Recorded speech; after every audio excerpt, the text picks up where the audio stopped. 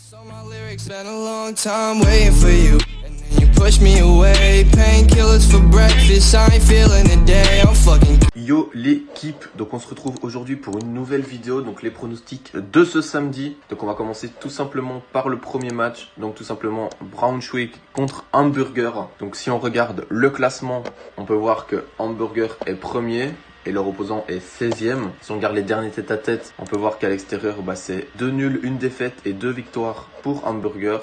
Pour l'autre équipe, c'est 1 nul, 3 défaites, 1 victoire. Si on regarde au global, on peut voir que Hamburger, c'est quand même beaucoup de victoires. Donc nous, si on regarde les dernières confrontations, on peut voir qu'ici en 2014, Hamburger a perdu. En 2013, ils ont gagné et ils ont fait 2-2 en 2019 en amical. Donc nous, on va tout simplement Hamburger l'emporter avec une cote à 1,55.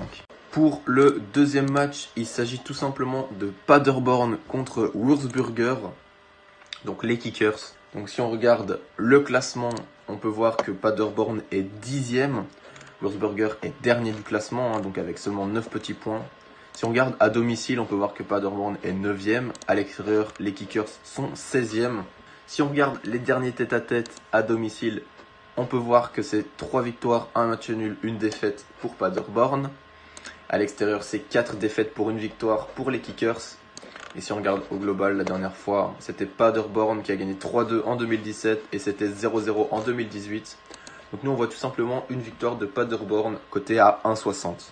Ensuite, comme troisième match, on a tout simplement sélectionné Antwerp contre Ostende, donc un petit match belge. On en fait presque jamais. Alors si on regarde le classement, on peut voir que Antwerp est 3e, Ostende est quant à lui 8e. Donc si on regarde les derniers tête-à-tête, on peut voir que Antwerp à domicile c'est 3 victoires pour 2 défaites.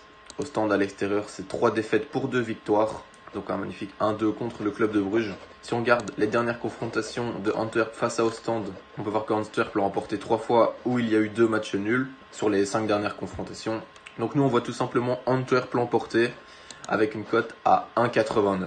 Et notre avant-dernier pronostic est le match Huesca contre Villarreal, donc en Liga. Si on regarde le classement, on peut voir que Villarreal est 4e, Huesca est bon dernier avec seulement 12 points. Si on regarde les tête-à-tête à domicile, Huesca c'est 3 défaites, 1 nul, 1 victoire. Villarreal à l'extérieur c'est 4 victoires pour 1 défaite. Et au global, on peut voir qu'ici Huesca ils sont sur 5 défaites consécutives, 5 défaites, 1 nul, 1 défaite, donc c'est pas ouf.